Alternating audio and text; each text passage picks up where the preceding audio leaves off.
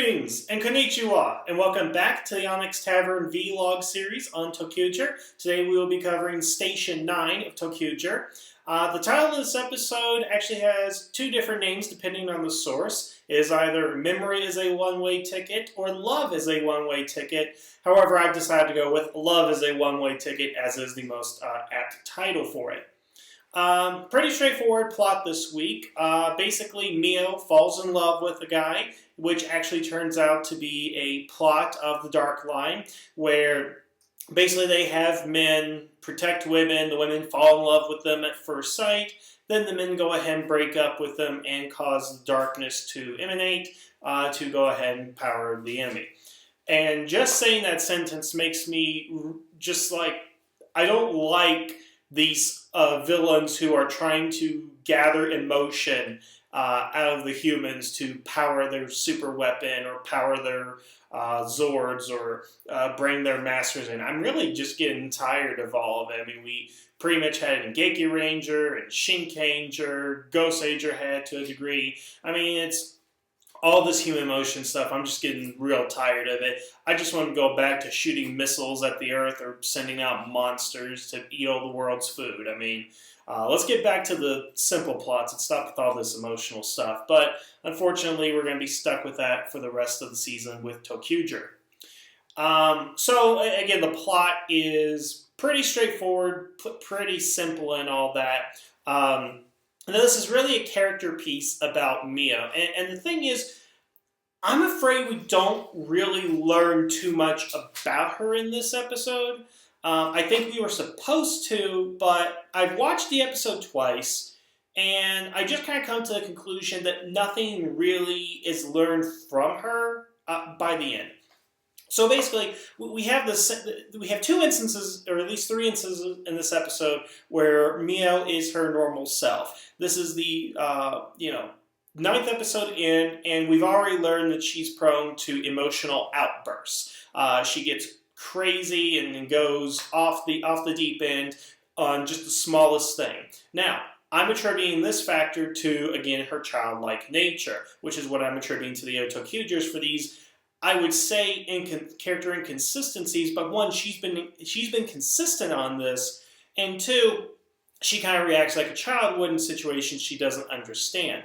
Like when Takati fell on her from the ladder, she didn't, I think, fully understand what was happening in the situation. Therefore, she had this emotional outburst. Same thing happened in this episode. Her and Wright are trying to, this little obstacle course and win this race and everything. And Wright's trying to win, so he's attempting to pick her up to get over a certain obstacle. Well, she doesn't catch on to this or really doesn't understand what's going on, and her immediate reaction is to yell and push him. So that's kind of what she does in all the episodes. When she doesn't really understand something, she will react negatively to the other characters. She did to Takati, she did it to Wright. But again, unlike some women, and I hate to put it in this context, but women are really thrown into, it's a very sexist episode, and I'll point that out here, but she's just really prone to these fits of anger. I wouldn't even call it bipolarism. Again, I think it's really just the fact that she is reacting to something she doesn't understand immediately, basically. But during the encounter, after the obstacle course, the crows attack, and she's defended by this one guy, and she falls in love with him. Now, she's fighting the emotion throughout almost the entire episode and pretty much gives in by the beginning of the third act. Now, the whole thing is, I think what was happening here, and the thing is, the entire sequence, from when she basically has the guy's wallet, she and Wagon call him up, and she's like, okay, meet me if you want your wallet back. Okay, and there's this great sequence where she kind of looks at it as a duel. She has this kind of aggressive nature towards the situation, which is fitting with her character. But then she kind of slowly falls into this thing of like, well, maybe I do love him, maybe I do like him, and it makes him like rice cakes, for a snack, a little lunch, prepared a lunchbox for him. So what I interpret this scene to be is that she is trying to understand these emotions for the first time. Again, She was a child last time. She has no memory of any life after being a child. So even if she did have some sort of romantic relationship with a man during that period, she doesn't remember it. So she's experienced it for the first time. So she goes through those different stages that people go through when they're first in love. And she resists it, is what happens, and then she eventually gives into it, so that when she goes to meet the guy, she's like, here's a little lunch, go ahead and enjoy it, and all that.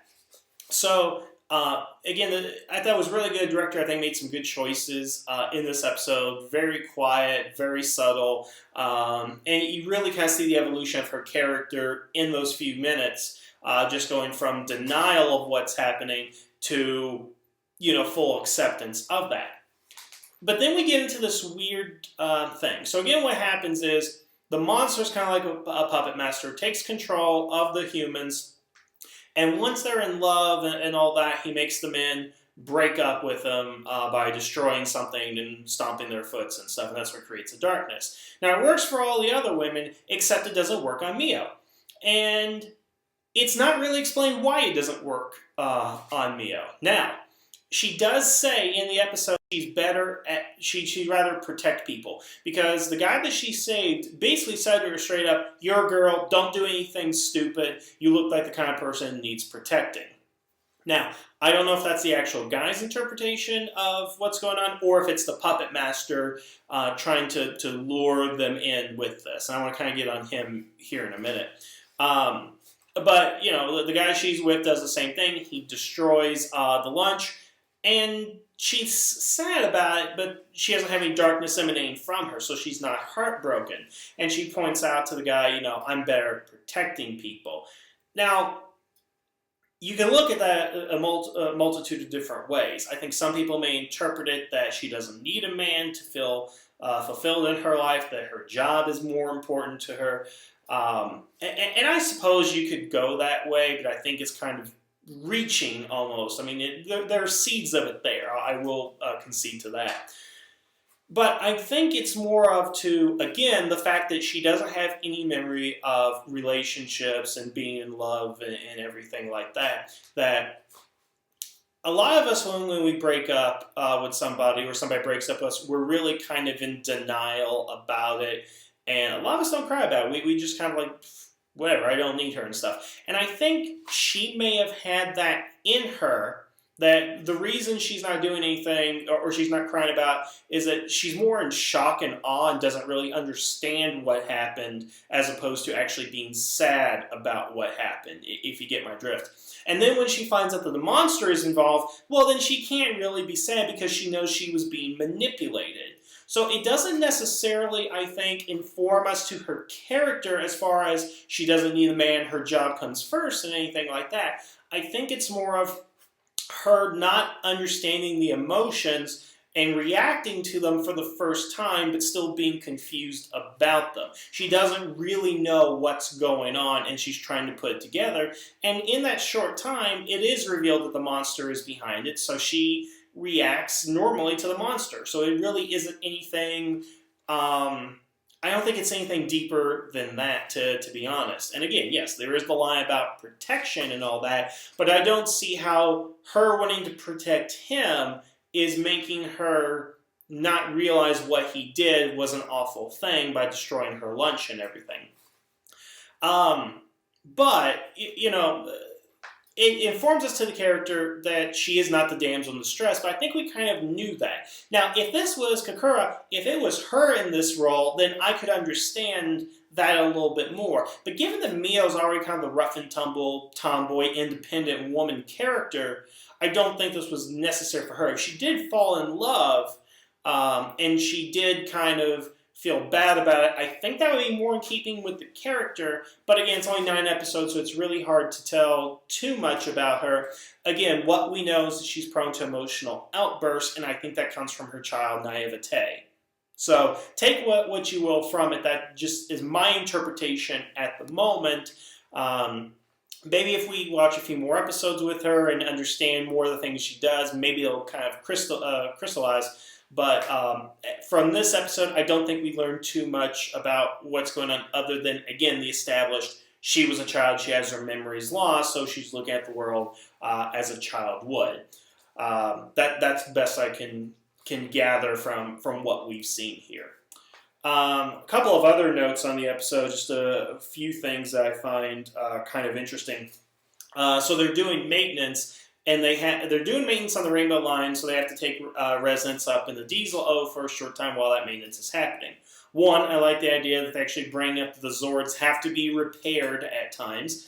Although given SENTA and Power Rangers' track record, this isn't something that's going to be addressed, I think, in later episodes, unless all the Zords are disabled. Second of all, I don't understand, if the Diesel O is the oldest of all the Ressha, why is its interior identical to the Rainbow Line, unless they are identical in age, which would not make any sense. Because all it is the set of the Diesel O is a redress of the Rainbow Line, just flipped and put in different colors, so there isn't a real difference. Not to mention, when we last saw the Diesel Ressha, it was dirty, it was full of spider webs and all that, yet when the Rangers enter it, it's already cleaned, and actually later in the episode they are cleaning it.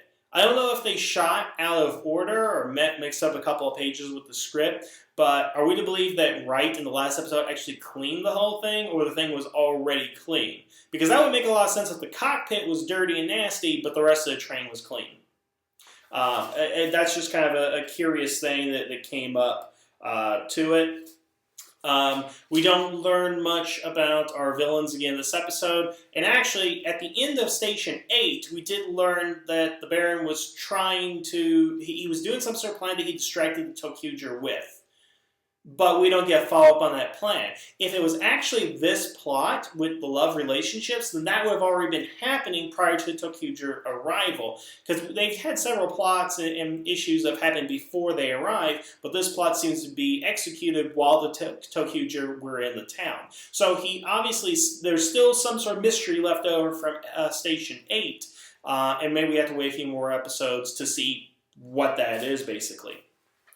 So again, the plan was control the guys, protect the lady, and make them fall in love at first sight. Now, I'm a little unclear as to the specifics of this plan. First of all, it's all guys protecting women. Why is it not the other way around? Why is it there no situation of a woman protecting a man? Now, if this is something like in Monsters, Inc., where laughter is more powerful than screams and all that, are they indicating that a woman's emotions are stronger than a man's emotions in the situation? Or that a man would not react in this way? Or that a man would not go ahead and fall in love at first sight? Because it's my understanding that the men are already under their control, puppet-wise. They're already a puppet for the villain, when they are protecting the women. So they're not actually falling in love. They actually have no recollection of what's going on. They're controlled for several hours, or however long this particular plot is. I would say it's over the course of a day, which is, I think it would need to be longer to establish love, I guess. But yeah, it's all men, women, and men protecting women, and the women that the darkness is coming from. Now, the men have no recollection of what's going on when it happens, and when they're broken free of the spell, they don't remember what happened. So I'm just trying to figure out this whole, I guess, sexist attitude in the plan, that they're only targeting women, which seems inefficient, because you think you would want to target men and women. And if they are just targeting women, what is the specific reason? And does it have to do, again, with the emotions? Is there more darkness coming from a woman if she is broken up with by a man? Again, maybe sexist, but that's kind of the interpretation the episode gives us. And I'm also curious as to what happens afterwards. It's so weird. A lot of episodes in both SENTA and Power Rangers will make the mention of, oh, by the end of the episode, the spell's broken, everybody was happy and stuff like that. This is the second instance I can recall off the top of my head where the situation was not resolved with the civilians. So in this episode, we don't see the men apologizing to the women, and women go, oh, I didn't know you were under a spell. I didn't know what was going on. So totally, everything is forgiven. We don't see that happen. So I wonder how many women's lives were ruined by this, you know? Because let's be honest. How many of these women go out and commit suicide after this happened? How many of these women went to some sort of type of depression? How many of these women went and beat up the men or any number of things? And how do you think the men feel being violated like this? What does that do to them exactly? All those issues are never answered and never addressed. And frankly, just because the monster's destroyed doesn't necessarily mean that everything is going to be fixed in the end. So, what are these guys doing out there still, and if they know what's going on, I mean, they don't know what's going on, but the girls, do they find out, oh, it was a monster, the ToQger fought them? Again, that is not addressed in the episode. And then the second instance, just to let you guys know for reference, the second instance that I recall something like this happening is in an episode of Goldbuster, which I can't remember at the moment, where they actually sucked in and destroyed an airplane as it was taken off. And at no point did they actually show the airplane coming back out and being reconstituted or anything. So we're to assume at least 200 people died in an episode of Goldbuster. So, yeah, there's that. What else do we got here? So basically, the same thing. Same thing with Mio and all that. Okay. The guy she is with, the guy's name and the actor who plays him is Satoru Yasuda. Now, does that name sound familiar to anybody? Probably not. But I'll give you a hint. He was Ken in Gekiranger. He was Geki Chopper. And what's real, it's the actor who played Geki Chopper is playing Mio's love interest in this episode. And his business card actually has a scratch on it, the organization Gekirangers worked for. So now I have to ask this question. You have the actor that played Ken. You've established that he actually works for the same company in which the Gekirangers are a part of. Why is he not Ken? Why did you not make him Geki Chopper in this episode? Because, one, we know that Ken is a ladies' man anyway. Instead of doing the whole puppet and, hey, you're not really in love with me kind of thing, if he played Ken, he could actually be swooning after Mio, and it could actually be like he either A, loves her or has a sexual attraction to her, and then can be controlled by the puppet master to actually break up with her against his will, not only causing despair for Mio, but causing despair for him as well. Because as we know, Ken loves the girls, and every time he has to go do something, get away from the girls, he gets upset. That was his character in Gekiranger. So why didn't they just make it Ken to do that? And further, we know the guy was defending off the crows. If it was actually Ken, we'd have a reason for him doing that because, well, he knows, Geki and, Beast Fist mode and all that kind of stuff. And if you wanted, you could have him turn into Geki Chopper and fight alongside me and the other ToQger. I mean, you have the damn actor, and the suit is laying somewhere in the storehouse. So why wasn't he Ken? Why didn't we have Geki Chopper in this episode? I mean, the appearance of Geki Chopper himself would not have, I think, made or break this episode, but it would have been great because what ToQger's trying to do with the line changes is ape off the success of Gekiranger, which has not been very successful thus far, at least in my opinion. So what you can do to make up for that is if you get the actor that's already been in the show, play that character and show up in those outfits. Because we rarely see a single Sentai hero team up with a whole team or even a single ranger. And I think it'd be very satisfying to see, ToQ Yellow or ToQ 3 and Geki Chopper fight against the villain. And again, you get the added personality of Ken in there. Because frankly, the guy he's playing is just a generic guy. He has no real distinguishable personality. We don't know anything about him except what his name is and where he works. That's all it is. But if you threw Ken in there, if you said, hey man, play Ken for Gekiranger, okay? Then we already have the add personality. We know the backstory of the character and his relationship with Mio, we would see coming from a mile away is not as genuine as it really should be. Which may have tipped off the audience, but just having those two characters interact with each other, a character who doesn't really understand what love is, and then another character who pursues women under the false pretenses of loving them, I think that would be an interesting character study. Unfortunately, we didn't get that, and Give me one good reason why they couldn't have the actor play the character. Yeah, I can think of a million reasons why they probably wouldn't want him in the suit, even though, again, you have the ability to do that. But why not just make him the character? Why not just make him Ken again? I don't get that.